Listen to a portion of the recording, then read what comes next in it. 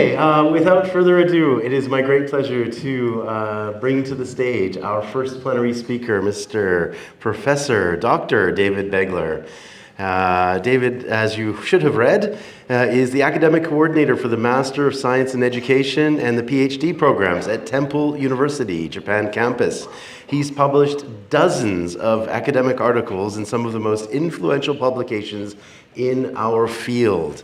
He recently co-authored the 4th edition of an academic listening textbook called Contemporary Topics 3, published by Pearson.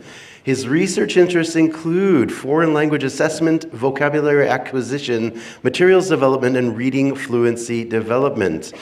And he is also instrumental in establishing the what many of us in the field consider the threshold, the amount of reading required to realize gains on measured tests. So when you talk about a threshold, you can't not talk about Mr. David Beglar. So his extensive reading and listening, he's going to speak today about extensive reading and fluency, promises and limitations, and he's going to argue that extensive reading alone is not the most effective way to promote greater fluency. So, Mr. David Beglar, please take the stage. Join us and take it away. Yeah, this is fine. Should I use this one? Do you want a hands-free, or you want? I might use it. Okay. Yep. Before I get started, I'd like to say two things.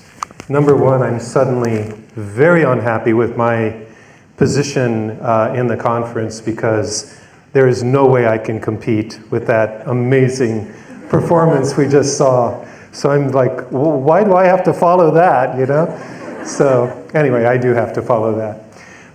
The second thing, speaking to a few people this morning and finding out about all the different places that people have come from to be here today. I think this says something very wonderful about extensive reading, that this thing we call extensive reading has brought people together from many different countries, for a very, very good purpose, right? To help us educate our students and help our students succeed. My personal view of education is that every human being has latent abilities within them, and that our job as teachers is to help our students bring out those latent abilities, those skills that are sleeping, that are dormant within them. And to the extent that we can do that, and to the extent that our students can do that, we're succeeding at education. So education, to put it mildly, is extremely important. Okay, so today, I think in the introduction you already kind of have some idea about what I'm going to talk about. So I'd like to give you a few more specifics. First of all, we'll just start out with a brief definition of reading fluency, and then we'll move to some theories of fluency from the field of cognitive psychology, since we don't have such theories in our field of second language acquisition. Based on the theories from cognitive psychology, we can make a list of desirable characteristics of texts that promote fluency development. And that will lead into a little bit of talk about the strengths of extensive reading, the ways that extensive reading aligns with the theories that we have, and the limitations of extensive reading. Sorry to say, but nothing is perfect, and that includes extensive reading. And then finally, I'll talk about what has been called, this is not my term, but it's a term I like very much, a fluency-first approach to reading instruction. And at the heart of that approach is extensive reading, okay? All right, so let's get started. So fluent readers, they have highly automatized access to semantic meaning and the ability to parse syntax rapidly. I deleted one of my slides that, on hindsight, I shouldn't have deleted. And I talked about, in the previous slide, what are called sublexical processes. And what this means, it's what it sounds like.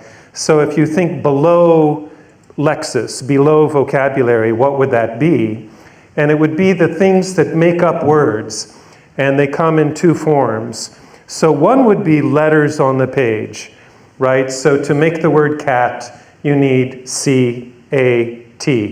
So that would be the orthographic level. And then we have a pronunciation for C-A-T, cat, right? So there's three phonemes, the k, a, t. And that would also be sublexical. And it's very, very important, absolutely necessary, that people automatize the sublexical parts of the language. I remember when I was probably about 7 years old, maybe I was in second grade, third grade of elementary school, some of my classmates were having difficulty reading, and if they would see a word like cat, they would go ka-at, right? What does that mean? It means they were working at the sublexical level. They were trying to sound out the word based on each individual letter. Okay, so that's the kind of curse of being a beginner when you're trying to read. You can't even get to the lexical level, where you're dealing with words in a holistic way. So once we get to the word level, we do have to be able to access meaning very, very quickly. An example of this, when I was teaching reading, I was also a vocabulary teacher. And this is something that will come up a little bit later. Nothing is more important for reading than lexical knowledge. You must know the words. And to be fluent, you must have rapid access to the words. Well, I'm kind of an old-fashioned guy in some ways, probably because of my age. So my students were using physical word cards, okay? Nothing digital. And what I told my students is, when you look at the word card, you don't know the word until you know it instantly, okay? If you take 1 second to get the meaning of the word, you don't know it in my class, all right? And so they would work with their word cards over and over and over again until they had the words automatized. We call that sight vocabulary, right? Meaning when you look at the word, there's no thinking, there's no hesitation, just instant recognition. The way that we recognize our native language. When you put words together, what do you get in a sentence? And the answer is you get syntax, right? Syntax is word order.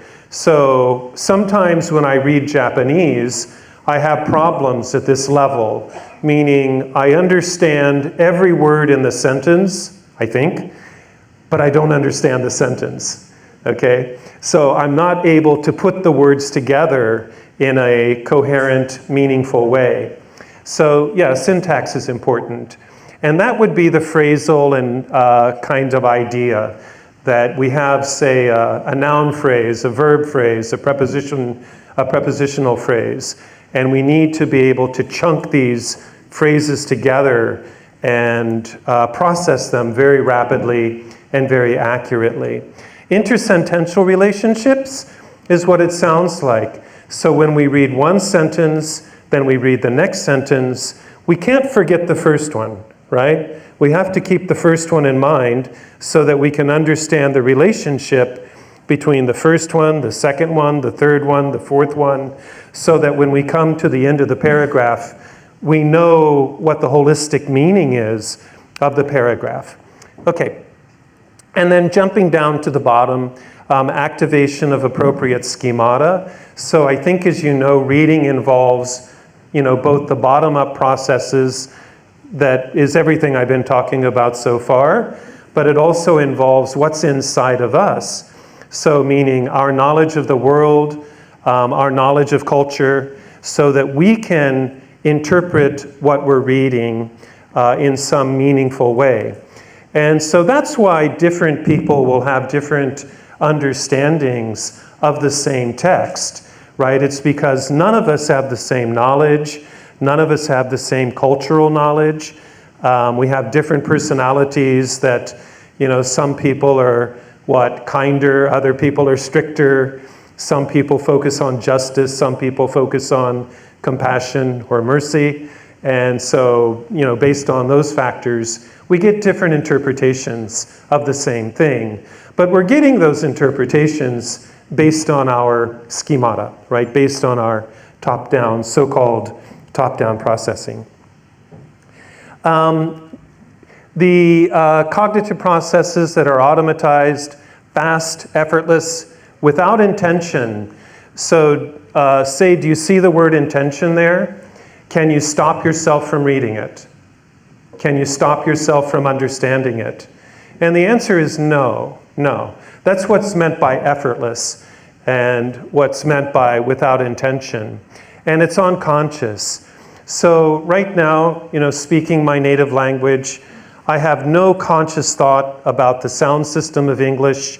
I have no conscious thought about the vocabulary of English, no conscious thought about the syntax that I'm using, right? It's so highly automatized that it's below the conscious level. And ideally, that's what we want, okay? That's very hard to achieve, right? It takes many, many years to achieve that kind of level, but it's certainly the goal where language is concerned. And I think it also tells us, when we think about how we process our native language, yeah, that's the way language is meant to be processed by human beings. Meaning, language is not meant to be this conscious, laborious, difficult thing which we all experience when we learn a foreign language. Language is meant to function the way that it works in our native language. Meaning it's unconscious, it's highly automatized. And this is why extensive reading is so important in the world of reading, because it's going to be, at least in my opinion, the number one way that we can achieve this kind of rapid, automatized form of reading. Okay, in cognitive psychology, we have some theories here: consistency theory, strength theory, chunking theory, instance theory, and verbal efficiency theory. And we'll just look at each one of these really quickly. Consistency theory says that automaticity develops best through repetition, basically.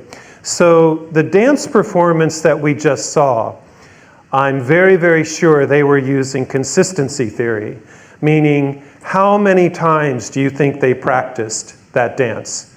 Dozens? I doubt it. I would say hundreds. Probably they practiced the same dance hundreds of times in order to be that coordinated, not to forget their parts, things like that. So consistency theory, every time you see a great musical performance, maybe a great athletic performance, part of what we're seeing is consistency theory at work. So it's a very important theory. I think the problem in our field or with extensive reading, at least in my experience using extensive reading, is that it's difficult to get students to read a book a second time. Go back to a book they read 6 weeks ago and read it again. Now, when I was a child, I think I was a little bit traumatized one day, probably more than one day, but one day I remember I asked my mother to read this book to me, which she read to me all the time, but I really annoyed her because I forget what she said exactly, but it was basically, I have read this book to you so many times, right? Why do you want to hear this book again? Well, and I'm sure that many of you, if you're in this room, probably your parents helped you out with literacy skills by reading to you when you were a young child. But the point I'm making is, I think as children, we unconsciously understand the idea of repetition and that we can learn a lot from extreme repetition. Because if my mother skipped a page, sometimes she was tired, and she would try to skip part of the story, I would catch her. I would say, don't do that, right? Come on, tell the story properly. And so I had the book memorized, but I still wanted the repetition. Okay, unfortunately, as adults, we've lost that strategy for the most part. Our students have lost that strategy. So this is a very difficult issue. I don't personally know how to solve it. And so maybe, that's something we can all think about, is how can we motivate our students, get them motivated to appreciate the power of repetition, which would be consistency theory. Strength theory, when you see the word stimulus and response, the first thing that would come to my mind would be old-fashioned 1950s behaviorism. However, there are definitely updated versions of stimulus response ideas. One updated version would be connectionism. Another would be the usage-based approach, say in our field, promoted by people like Nick Ellis. But still, they're dealing with a kind of stimulus response idea.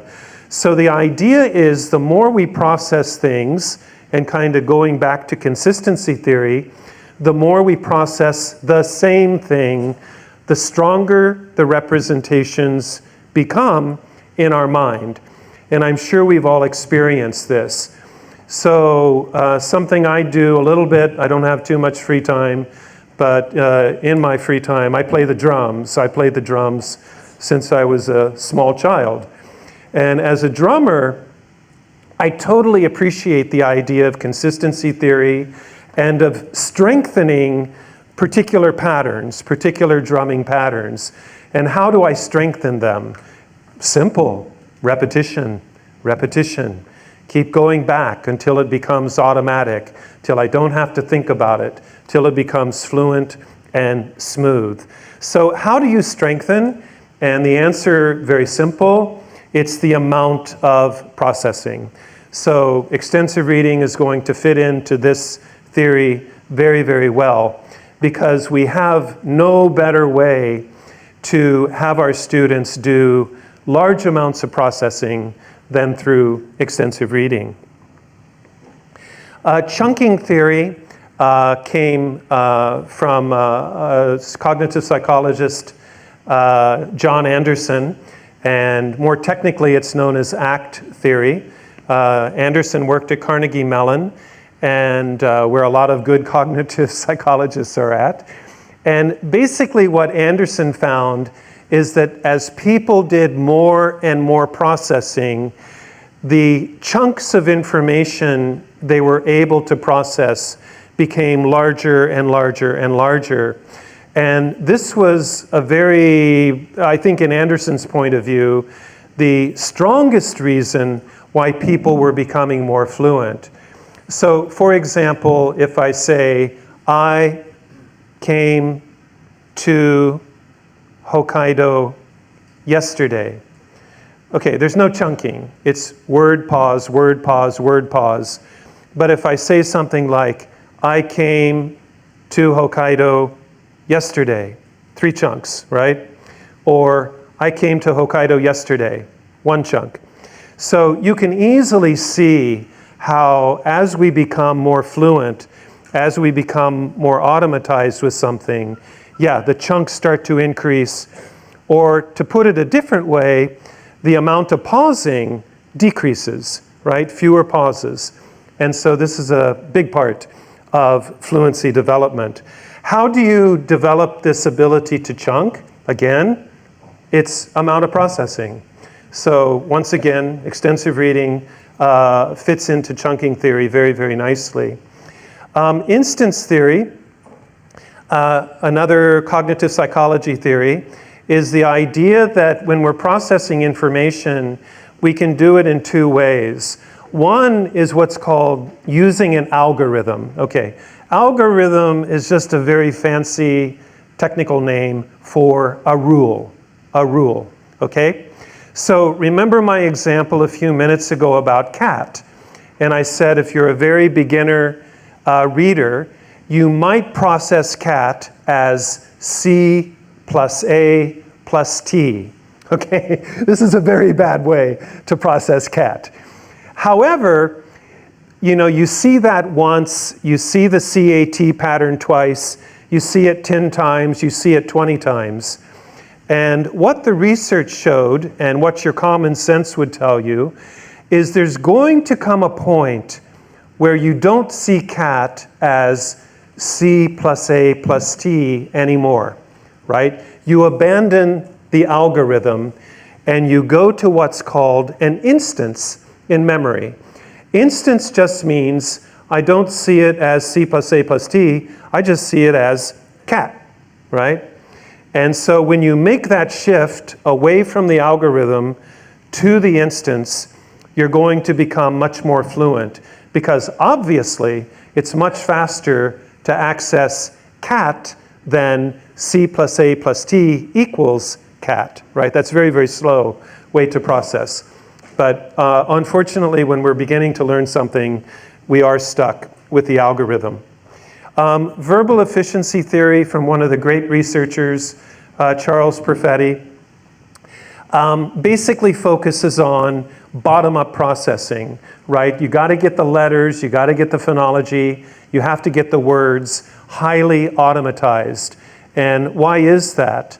Well, the reason, it's a memory reason. Our working memory, meaning the memory that we're using every waking moment, you know, to process the lights in the room, the sound of my voice, the feeling of the seat that you're sitting on, right? So our mind is processing all this sensory input, but it's limited. We're very, very limited, especially where informational processing is concerned.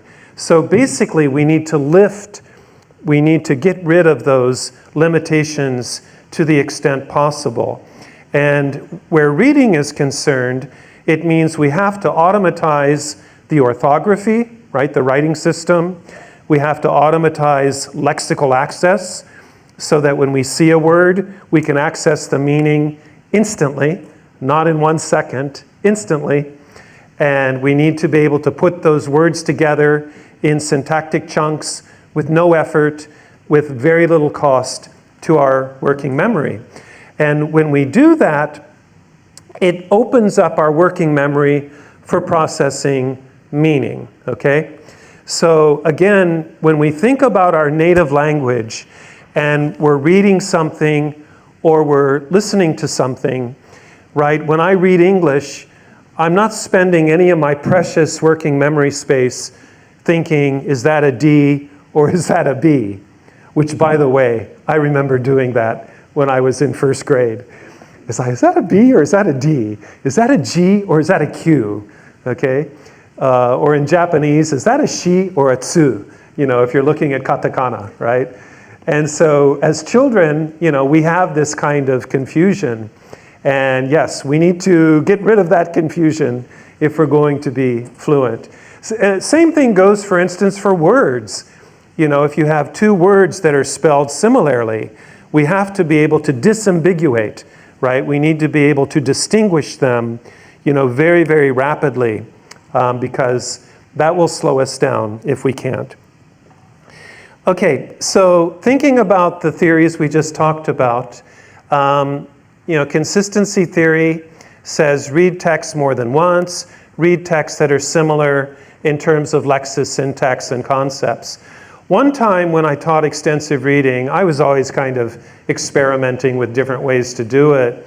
And I decided, okay, I'm going to figure out my students' levels approximately. Actually, they're going to figure it out, and I'm going to say, okay, let's go with that level.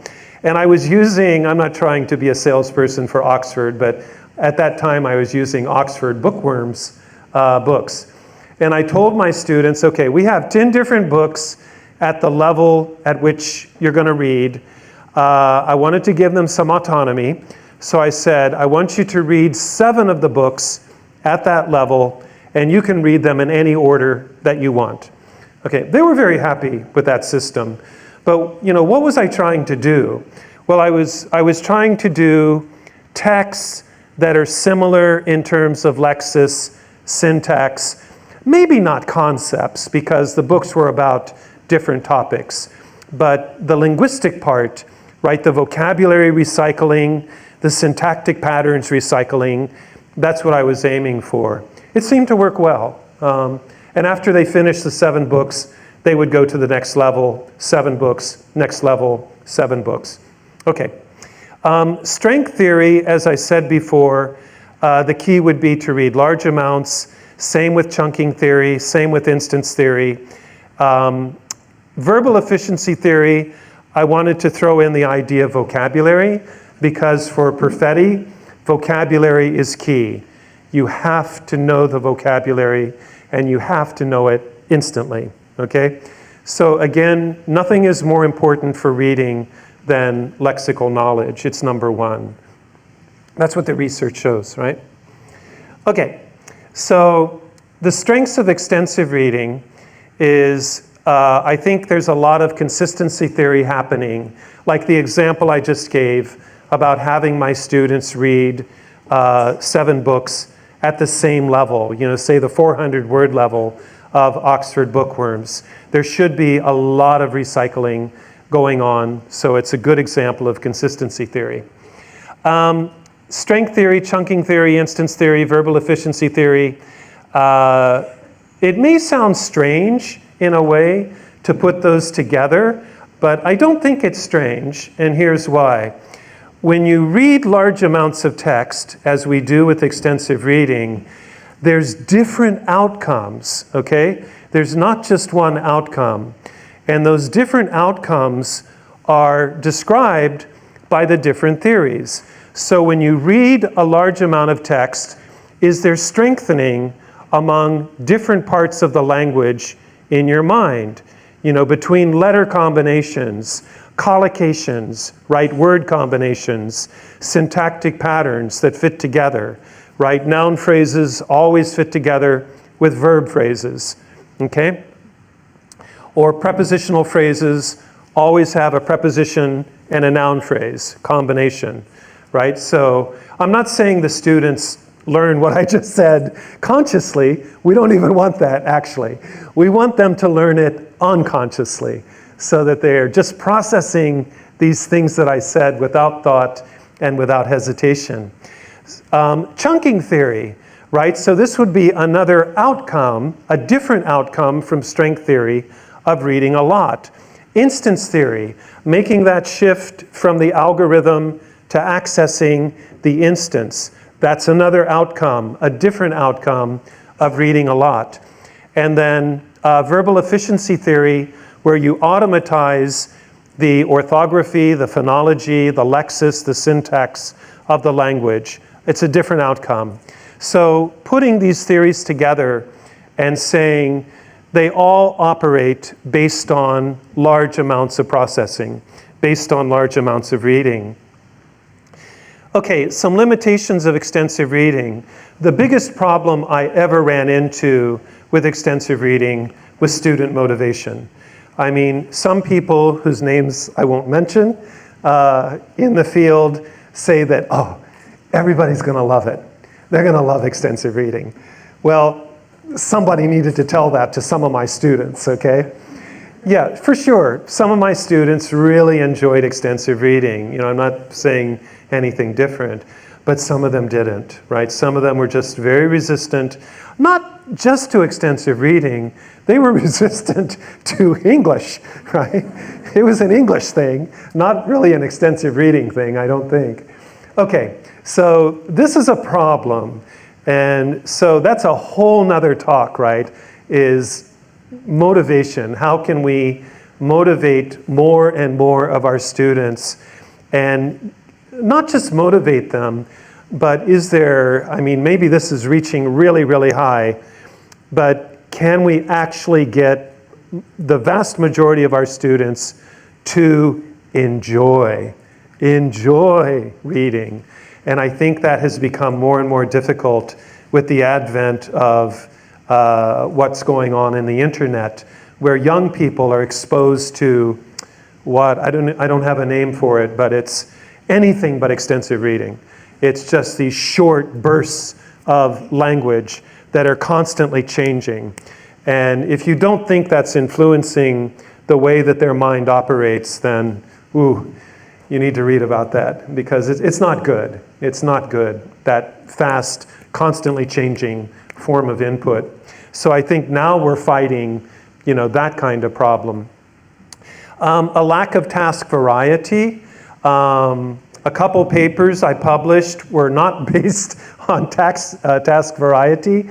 They were actually a pure extensive reading course, okay? That's all the students did when they came to this class. It worked well, okay? However, it was an elective course. Everybody chose to be there. So I think, that makes a difference, right? Not a required course. So I think having a pure, quote unquote, pure extensive reading course is a very good idea if you can get that into the curriculum as an elective, and then let the people who want to partake in that sort of course, come, and I think it'll work great. However, generally speaking, I don't think that's the way I would run a reading course, right? If I were told, David, you have to teach reading, I'm not going to say, oh, okay, the only thing they're going to do is extensive reading. Oh, no way. No way I would say that. Okay, extensive reading does not push learners to read faster than normal. Now, interestingly, every one of the theories from cognitive psychology I showed you, none of them, this is amazing to me, none of them talk about pushing speed. They just basically say the speed will come naturally through lots of processing. Well, remember, I'm a drummer. In the drumming world, we don't believe that. We use metronomes, and we consciously keep turning up the metronome and consciously working on playing faster, okay? I think we need to do that. I think we need to do that because we're trying to get people to sprint, right, as they're reading. That would be fluent reading, 200 words per minute or better type of reading. But can you become a good sprinter by only jogging? And I think extensive reading is jogging, okay? Because there's no pressure on speed. You just go at your comfortable pace, whatever that is. Now, will the pace increase over time? Yeah. It'll increase, okay? But is it the most efficient? Is it the most effective way to get increases in reading rate? I don't think so. And there's evidence that shows it's not the most effective way. So we need to add some things to extensive reading. Okay, so some premises that come out of all this that I've been talking about. Learners must process large amounts of text. Learners must comprehend. I haven't really said much about that, but it's not reading, right? You're not reading if you don't comprehend. So that's a given. You must understand what you're reading, because to boil language down to a really tiny essence, it's connecting form with meaning. So if you don't understand what you're reading, it's impossible to make that connection, right? So when I say form, form would be the CAT, cat. That's the form in the English language, and you need to be able to connect that with the proper meaning. Premise 3, I think the person who has pushed on this idea far more than anybody that learners must read faster than normal some of the time is Paul Nation, okay? To me, he's the guy who said this very, very important idea. And then the last premise, this is a motivational premise, by the way. Learners must read in a variety of ways.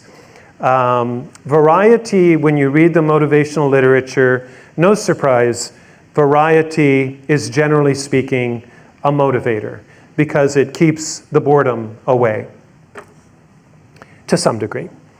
Okay, so what would I add to extensive reading? I I would push for speed, as we were just talking about, Paul Nation's kind of idea that he's repeated in various papers, and timed reading. And Nation has done some research on this. When I was teaching reading, at the beginning of every class, actually at the beginning we worked on vocabulary with our cards.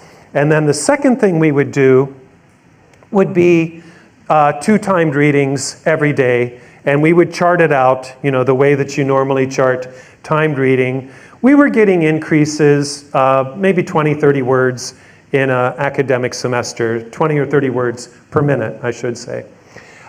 Reading while listening, I didn't actually do this myself, but there are research that shows this is another way to push for speed. So you have the reading text in front of you, and you're hearing someone read the text aloud. It could be the teacher, it could be something recorded. Why is that a push for speed?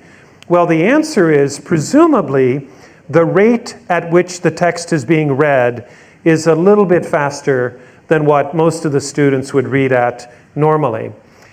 Skimming and scanning. As a reading teacher, I always did this. These are both fluency activities. You're supposed to skim fast, you're supposed to scan fast.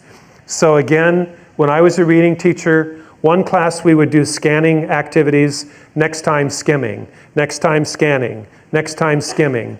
So we were always doing these in an alternate fashion as we went through the semester.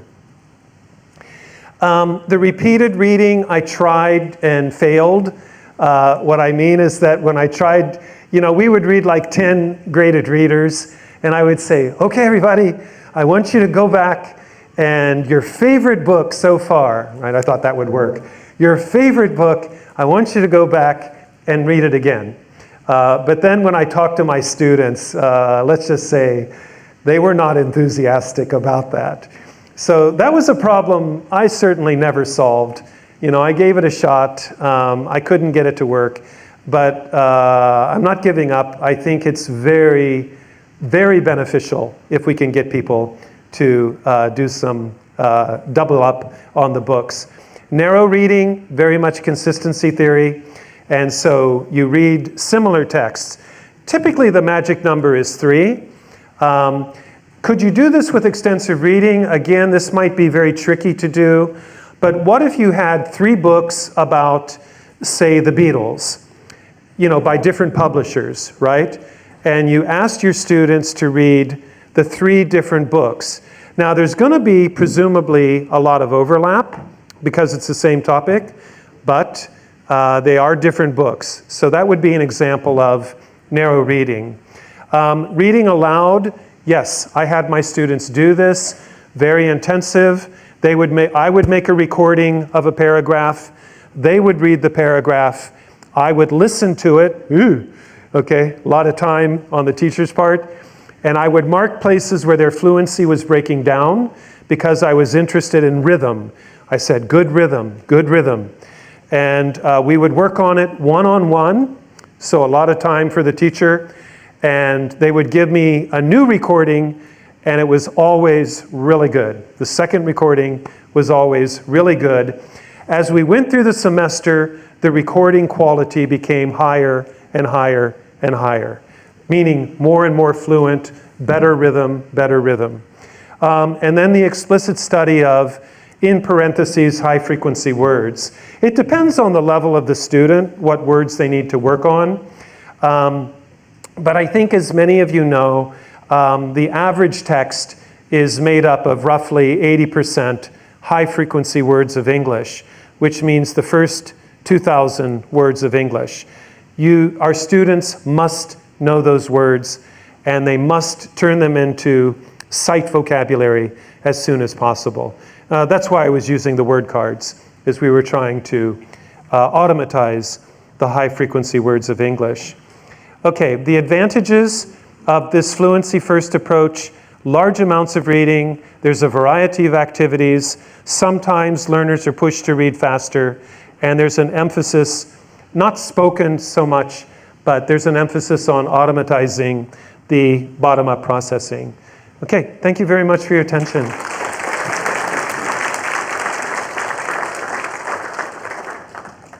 Do we have, are we done, or 1 minute, or a couple questions? Okay. I guess there's time for a couple questions if anybody has a question. Yeah, Rob? Do you distinguish between intentional fluency and incidental fluency? Intentional meaning you're... So, for example, a 4-3-2 activity, or I'm going to read this and try and get myself faster by 5% or 10%. So Yeah. Okay. The outcome from, say, extensive reading. Yeah, I would say we want to use both. Yes. Okay. Yeah, both. So, and oh, by the way, you know, I know many of you are not from Japan, but Japanese students in secondary school, they don't do fluency activities. I mean, I think that would be very rare. And so whenever I did a fluency activity, I think what Rob mentioned as an intentional activity, like timed reading, for example, I gave a little talk, very short, about, you know, why are we doing this? Or when I got them doing extensive reading, why am I asking you to read this book that I think some of them felt insulted, right? It's like, hey, I'm better than this. And it's like, no. No, here's why we're reading this easy book. And once I explained it to them, they were very cooperative because they understood, oh, okay, yeah, there's a good reason for me to do this. So you don't want the students resisting, right, because they don't understand the purpose of the activity. Any other? One more? Do we have time for one more? One more, yeah. Last question, okay. Thank you. Would you tell me the specific reading rate, the number of reading rate for two readings? The reading? I understand the Japanese readers usually read with a rate less than 100 words per minute. Oh, okay. Yeah, when I was teaching at a good private university where I live in Japan, my bad students, first-year university students, the bad ones, I'll call them bad, they were all actually pretty good, but 80 words per minute at the beginning of the first year. And my quote-unquote good students were reading at 120 words per minute. And if you read the literature, the goal would be around 200. So all of them were very, very far from being a fluent reader. So after 6 or more years of education in Japan, they're very far from being fluent readers. And I would say the number one reason for that is they haven't read enough. They needed to be doing extensive reading throughout junior high school and high school. Okay. Great. Thank you very much, David. It was a great talk.